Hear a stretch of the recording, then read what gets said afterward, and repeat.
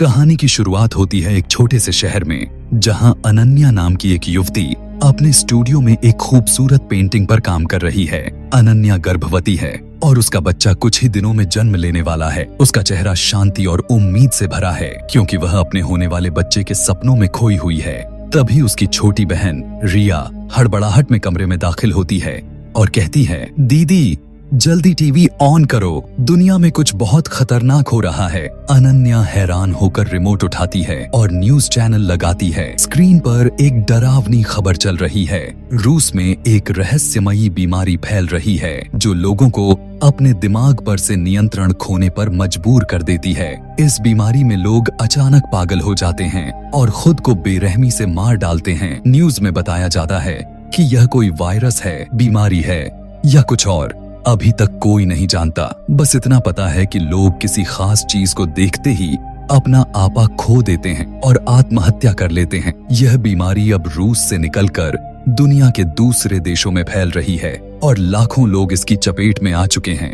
अनन्या यह सुनकर थोड़ा परेशान होती है, लेकिन उसे लगता है कि यह सब अब भी उनके शहर तक नहीं पहुंचा होगा। वह रिया के साथ अपने नियमित गर्भावस्था चेकअप के लिए अस्पताल चली जाती है। अस्पताल में डॉक्टर उसे खुशखबरी देती है कि उसका बच्चा पूरी तरह स्वस्थ है और वह जल्द ही मां बनने वाली है। अनन्या की आंखें खुशी से चमक उठती हैं, लेकिन जैसे ही वह और रिया अस्पताल से बाहर निकल रहे होते हैं, अनन्या की नजर सड़क पर एक युवती पर पड़ती है, जो पास के एक शीशे पर बार बार अपना सिर जोर जोर से मार रही है। उसका चेहरा खून से लथपथ है और वह पागलों की तरह चीख रही है। अनन्या का दिल दहल जाता है। वह रिया से कहती है, जल्दी चलो रिया, मुझे लगता है वो रूस वाला वायरस यहाँ भी आ गया है।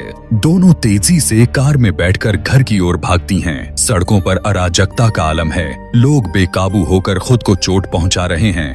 गाड़ियां आपस में टकरा रही हैं और हर तरफ चीख पुकार मची है। रिया गाड़ी को तेजी से भगाती है, लेकिन अचानक उसकी आंखें बदल जाती हैं। उसका चेहरा भावहीन हो जाता है, जैसे कोई और उसके दिमाग को कंट्रोल कर रहा हो। वह गाड़ी की स्पीड और बढ़ा देती है और सामने से आ रही गाड़ियों की ओर गाड़ी मोड़ने लगती है। अनन्या चीखकर उसे रोकने की कोशिश करती है, रिया रुक, ये क्या कर रही है? लेकिन रिया नहीं सुनती।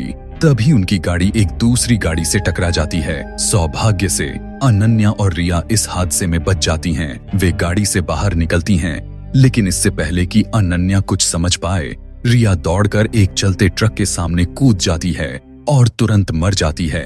अनन्या अपनी बहन की इस भयानक मौत को अपनी आंखों के सामने देखकर टूट जाती है, लेकिन हालात इतने खराब हैं कि वह रिया की लाश के पास रुक भी नहीं पाती। चारों ओर लोग पागलपन में खुद को मार रहे हैं। कोई दीवार पर सिर मार रहा है, कोई ऊंची इमारत से कूद रहा है। भीड़ में धक्का मुक्की के बीच अनन्या भागने लगती है। तभी कोई उसे धक्का देकर जमीन पर गिरा देता है। एक औरत उसकी मदद के लिए आती है, लेकिन वह भी अचानक कुछ देखकर पागल हो जाती है और पास की एक जलती हुई कार में बैठकर अपनी जान दे देती है। तभी एक युवक, जिसका नाम अक्षय है, अनन्या को उठाकर पास के एक घर में ले जाता है। इस घर में कुछ और लोग भी शरण लिए हुए हैं। एक अधेड़ उम्र का व्यक्ति राकेश, एक युवती सिमरन और घर का मालिक विनोद। सभी डरे हुए और हैरान हैं। कोई नहीं समझ पा रहा कि यह सब क्या हो रहा है।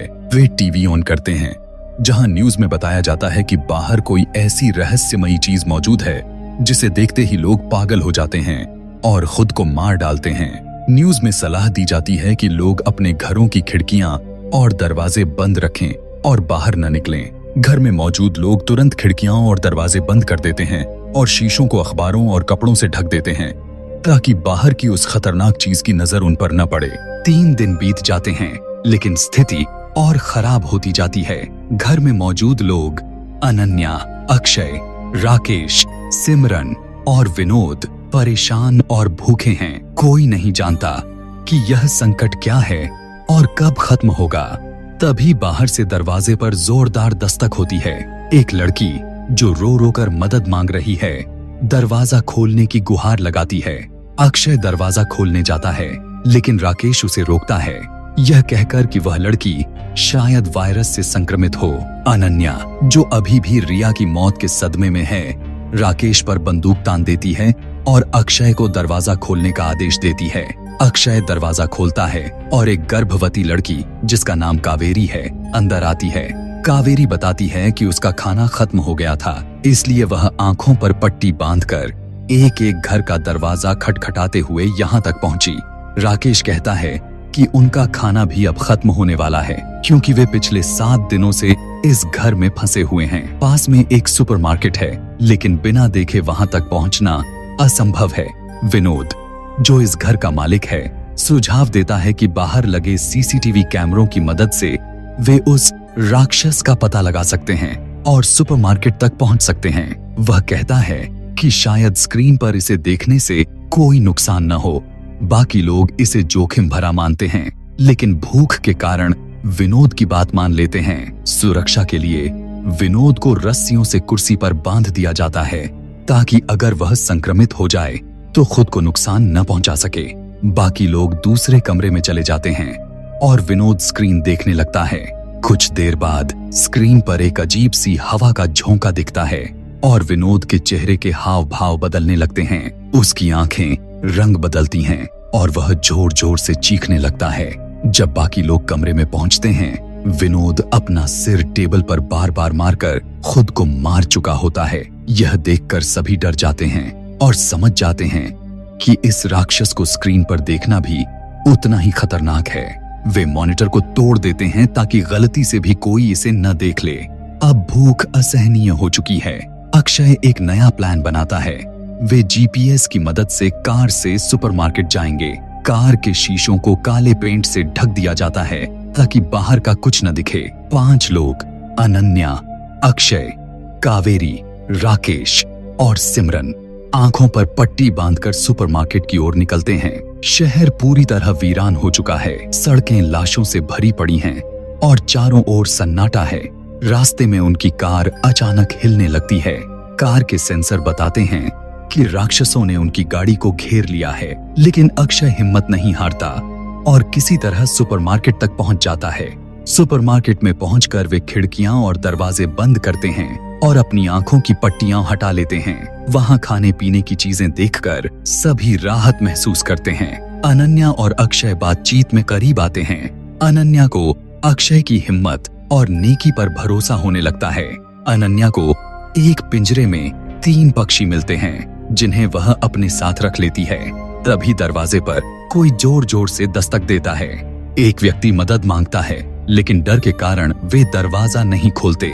वह व्यक्ति चीखता है, वो राक्षस बहुत खूबसूरत हैं, तुम्हें उन्हें देखना चाहिए। यह सुनकर सिमरन उसे बाहर धकेल देती है, लेकिन इस कोशिश में वह खुद भी बाहर चली जाती है और उस व्यक्ति द्वारा मार दी जाती है। अनन्या नोटिस करती है कि जब राक्षस पास होते हैं तो पक्षी शोर मचाते हैं, जो उनके लिए एक चेतावनी का काम करेगा। बचे हुए 4 लोग, अनन्या, अक्षय, कावेरी और राकेश, राशन लेकर वापस घर लौटते हैं। सिमरन की मौत का गम सभी को है। रात में कावेरी एक अनजान व्यक्ति को घर में ले आती है, जिसका नाम कर्ण है। अनन्या उसे बंदूक दिखाकर रोकती है। कर्ण बताता है कि कुछ पागल लोग उसके दोस्तों को जबरदस्ती राक्षस दिखाकर मार चुके हैं और वह भागकर यहाँ पहुंचा। वह बताता है कि यह राक्षस उन लोगों को ज्यादा प्रभावित करता है जो खुशहाल हैं, क्योंकि यह उन्हें उनकी जिंदगी का सबसे बड़ा दुख दिखाता है, जिससे वे आत्मघाती हो जाते हैं। लेकिन जो लोग पहले से टूटे हुए हैं, वे राक्षस के गुलाम बन जाते हैं और दूसरों को मारने में उसकी मदद करते हैं। राकेश को कर्ण पर भरोसा नहीं है और वह उसे बाहर निकालने की धमकी देता है। तभी सिमरन की बहन निशा राकेश को बेहोश कर देती है और उसे एक कमरे में बंद कर दिया जाता है। अगले दिन अनन्या और कावेरी को एक साथ प्रसव पीड़ा शुरू होती है। अक्षय और निशा उनकी मदद करते हैं। कर्ण नीचे रहता है और अजीब व्यवहार करने लगता है। वह राक्षस की तस्वीरें टेबल पर रखता है और उसकी आंखें बता देती हैं कि वह राक्षस के नियंत्रण में है। पक्षी शोर मचाने लगते हैं, जिसे कर्ण फ्रिज में बंद कर देता है और खिड़कियों के कागज हटा देता है। राकेश चिल्लाकर कर्ण को बाहर निकालने को कहता है। अक्षय नीचे आता है, लेकिन कर्ण उसे बेहोश कर देता है। कर्ण कावेरी के कमरे में जाता है और खिड़कियों के कागज हटा देता है। कावेरी राक्षस को देखकर उसका शिकार बन जाती है और खिड़की से कूदकर अपनी जान दे देती है। अनन्या कावेरी की बेटी को बचा लेती है। कर्ण निशा को भी राक्षस दिखाकर मार देता है। जैसे ही कर्ण अनन्या की ओर बढ़ता है, राकेश बंदूक लेकर आता है, लेकिन कर्ण उसे नीचे गिराकर मार डालता है। तभी अक्षय को होश आता है और वह कर्ण को गोली मार देता है। 5 साल बाद अनन्या और अक्षय अब रिलेशनशिप में हैं। वे कावेरी की बेटी और अनन्या के बेटे को पाल रहे हैं। खतरा अभी भी बरकरार है और राक्षस के गुलाम लोग सामान्य इंसानों का शिकार कर रहे हैं। एक दिन रेडियो पर रवि नाम का व्यक्ति एक सुरक्षित कॉलोनी का जिक्र करता है, जो नदी के तेज बहाव के पास जंगल में है, जहां पक्षियों की आवाज से रास्ता मिल सकता है। अक्षय वहां जाना चाहता है, लेकिन अनन्या को डर है कि यह जाल हो सकता है। अगले दिन सामान लेने के दौरान राक्षस के गुलाम हमला करते हैं। अक्षय अनन्या और बच्चों को पीछे के रास्ते से निकाल देता है और खुद गुलामों को रोकने की कोशिश करता है। वह 2 गुलामों को मार देता है, लेकिन राक्षस उसे अपने वश में कर लेता है। अक्षय आखिरी गुलाम को मारकर खुद को भी गोली मार लेता है। अनन्या बच्चों को लेकर नदी की ओर निकल पड़ती है। नदी का बहाव तेज होने पर उनकी बोट पलट जाती है। अनन्या अपने बेटे को बचाती है और कावेरी की बेटी को भी ढूंढ लेती है। जंगल में पक्षियों की आवाज का पीछा करते हुए वे कॉलोनी के करीब पहुंचते हैं। राक्षस उनका पीछा करता है। अनन्या गड्ढे में गिरकर बेहोश हो जाती है।